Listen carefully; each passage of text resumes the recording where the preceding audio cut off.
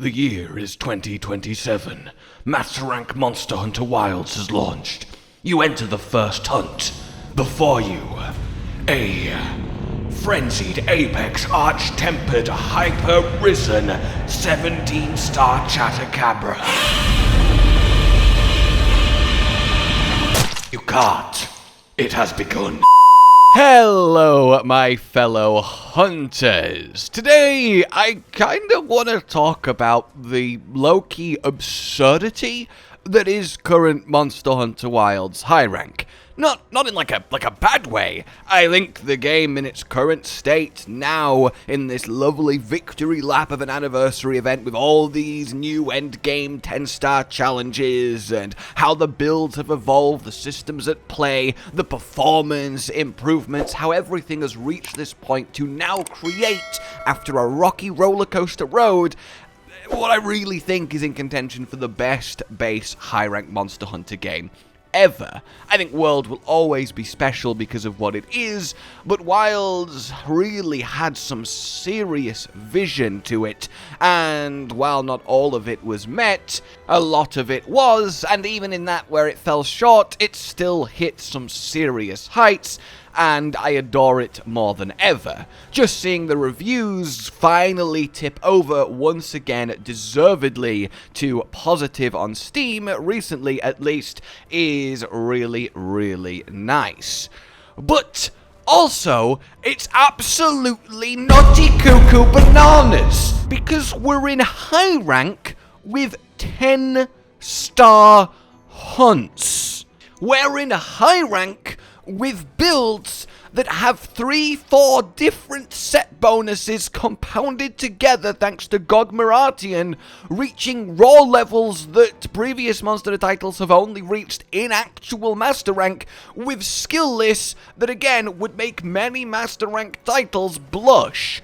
For all intensive purposes, when it comes to Hunter and Monster power and their relation to each other, at least at the top end, if you were to go back and show someone this without any kind of context, they just knew Monster Hunter in general, you would easily convince them that, yeah, we're in Master Rank, what are you talking about? And I think that's as brilliant as it is absurd. But it does make me sit here and wonder, so what's actually gonna go down in Master Rank? If we bob over to Monster Hunter World Iceborne, you may have heard of it, find ourselves looking at the quest list, and if we just look at Master Rank, we went up to 6 stars into Master Rank, so not a huge tier spread of quests, but that's hard to kind of apply to high rank, like is a Master Rank 1 star, like an 8-star high rank, etc. So if we actually do look at low rank, well, we can see we went up to eventually 9-star hunts in your base world, which to be fair is almost at that 10-star. But these were the big boy hunts, right? They were the final boss, and indeed things like Behemoth, which of course was the hardest hunt in the game. If we have a look at the event quest then, we still never breached that 9-star, even for things like Extremoth. So that was kind of the ultimate pinnacle of high rank. But I don't think that we can really say that a Tempered Anjanath and a Tempered Azure Rathalos is kind of on the same level as even the 9-star quests in Wilds, you know? Your 9-5 gore magala is going to literally eat these two for breakfast. I think if we actually were to do a difficulty to difficulty comparison, I mean, this was a souped up Levisioth, but it's still a 9-star quest that's a tempered Levisioth. That's not exactly the same as like arch-tempered dahaad in his 9-star form, and that's ignoring the 10. So in terms of just the sheer power on the upper end, I mean, compare the Sapphire Star's Guidance. That was like the base game pinnacle quest, triple tempered elders. That versus Proof of a Hero, I mean, Proof of a Hero really reads as a Master Rank Ultimate Quest. But again, none of this is necessarily a bad thing. In fact, it's not really a bad thing. It's just how it's ended up. But I do think it's fascinating. But it continues to be fascinating if we move over to equipment and have a look at a classic typical end of life cycle Master Rank Iceborne build. We had, of course, the augments on the weapon, which is kind of equivalent to the gogma rolls, though of course the gogma rolls are much more extreme in both RNG and the effects they have because of the set bonuses. And then we have 11 raw skills on the set, because of combo decorations notably, and because of the big level 4 decorations that we got given across absolutely hilarious decoration space that is on Fatalis. That results in 11 skills and 9 of them maxed, and then 2 set bonuses, because Greatsword got to use the cheeky just helm punishing draw as it was tinily better, and then the classic 4 set Fatalis. So 11 skills and 2 set bonus. We have 12 skills, granted less of them are maxed, but still the fact it's the same total number of skills is hilarious, and technically I still have a free 1 slot that I could put a 13th in or increase a rank. You get it. It's currently in poison resist, oh my god, 10 star on Popolo mode. In any case, so more raw skills on the list, less maxed, and then obviously 1, 2, 3 set bonuses compared to the Iceborne one. Now obviously one was a 4 set, so you could argue that it's about equivalent to have 2 sets and a 3 set compared to 1 4 set and a 1 set, but in terms of raw armor pieces contributing, here we have 7, and back then we had 5. So I think it's fair to say that just on a kind of comparison level, we're sort of in Master Rank level sets at the end of High Rank. And then if you go further back in time, the comparison gets even more stark. If you have a look at something like Generations Ultimate, well, the High Rank quests went up to 7 star. That's where that ended. So that's a lot less than 10, and even then if we look at G rank, that went up to G4, so 4 star at G rank. So if we added that on, you could argue that it went to 11 star quests, which is obviously only 1 more than we're at in just high rank in Wilds.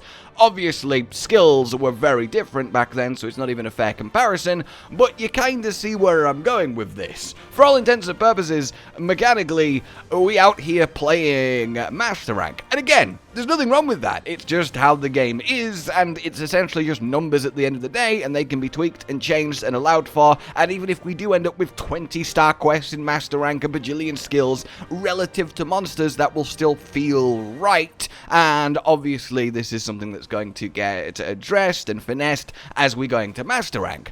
But I still think it's kind of like, wow, that this is the case and that this has happened.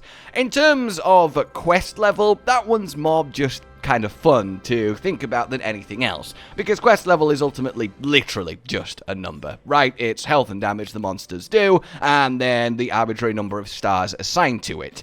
It's ended up this way through the much more active involvement and changes that Capcom have had in the Wilds process over the last year, which is a really good thing, answering the feedback of endgame challenge and endgame systems, and in order to answer that in the way that they've done, which has worked really well, and no one can really say that we've not gotten the challenges that we've craved for, it's ultimately ended up requiring a bit of a star bump, because it would be weird to add these new challenges but just kind of shove them in an existing star level. It's cleaner and easier to understand if there's just, alright, there's 9 stars, now there's 10 stars, they're the hardest stuff, enjoy, you know, it just reads better than making them part of a pre-existing tier that are shared by monsters and hunts much weaker and easier than the new stuff that's added. So that, more than anything, is fine, because once we go to Master Rank, we'll start with Master Rank 1-star quests, and the slate kind of gets wiped clean in regards to that. The only thing is, though, initially the base endgame of Wilds Master Rank before any title updates presumably is actually going to be easier than the final endgame of High Rank Wilds. And I don't think that's, like, crazy. Like, I think we'd all definitely say that Extreme Author and the final title updates of Base World were more challenging than just the initial final rank of Master Rank quests in Iceborne, but I do think that disparity will be even larger with Wilds to its Master Ranks. I think unless we come out the gate with some new, awesome, ridiculous endgame system that's part of Base Master Rank before Title Update 1, there's going to be a, compared to Proof of a Hero, this is nothing, which is going to be amusing. But I think the biggest disparity does come with that equipment side of things, which is perhaps subtler, but it's much harder to actually address, because when we get master rank armor sets of all these monsters, that's going to mean that the armor sets have more and better skills, and they're going to have more and better decoration slots. We might even get better decorations, like the 4-slot ones in Iceborne. This is going to mean that the only way for sets to go is up, which means even more total skills on the armor, which is already crazy, and then more complete ranks of what's there. And we're already kind of running into we've sort of got everything that we want. And I think what might end up happening is that with all this extra skill and decoration space in master rank sets, we almost run out of things worth putting on the armor outside of just utility and like random defense ranks just because. Now, I don't think that will actually happen. Capcom are very good at this. They've done a lot of Monster Hunter endgames, a lot of Monster Hunter master rank. Obviously, it's not going to be literally that simple.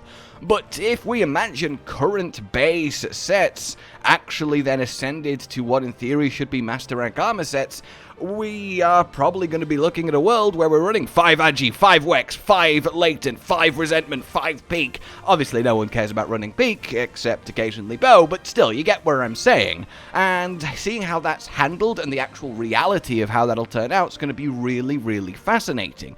It feels like we almost need a skill stat squish, not because of numbers getting too high or challenge getting too high, but just because we don't want to run into a situation where every weapon can have every skill that it needs, because master rank armor has to get better, and better armor than what we already have would kind of lead to that point. So how that's actually going to play out and get solved, I think is going to be really, really fascinating to see.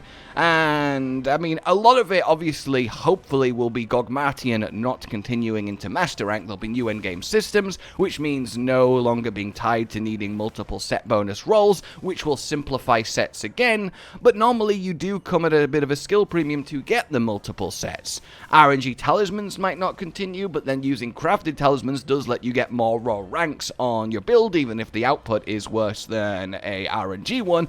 But in any case, there are lots of ways it could go, but all of them presumably are up.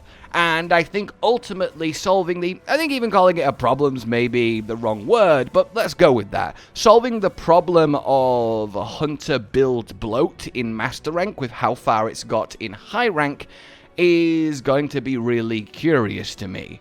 Because you have to still let builds and hunter power grow in meaningful, exciting ways, while still retaining that the choice of skills and a restrictive building process, so you have to make decisions, is present, but you also have to make master rank armor better and more exciting, because that's part of the core of master rank. So however that bridge will be crossed, I think is very, very exciting to think about, and I shudder at the raw, earth-shaking power hunters might well possess at the end of master rank, and then therefore the monsters that will have to exist in order to combat it on an even battlefield. Let me know what you guys think, though. I just really think Master Rank is going to be incredible, and it's also going to be ridiculous, and that's beautiful. Like if you've enjoyed this, subscribe and hit the bell for more. Consider supporting the future of the channel on Patreon down below, and until we meet again, a goodbye. Josh, Cotton, and Hollow with the videos, dropping the humor like a hammer on your tippy toes, bringing entertainment on a daily arrangement to take our insanity and turn it into entertainment. Yes, I said entertainment twice, to reiterate that it is nice to look into your faces on a mostly daily basis when you let us in your homes to make the whole world a stage. Goodbye.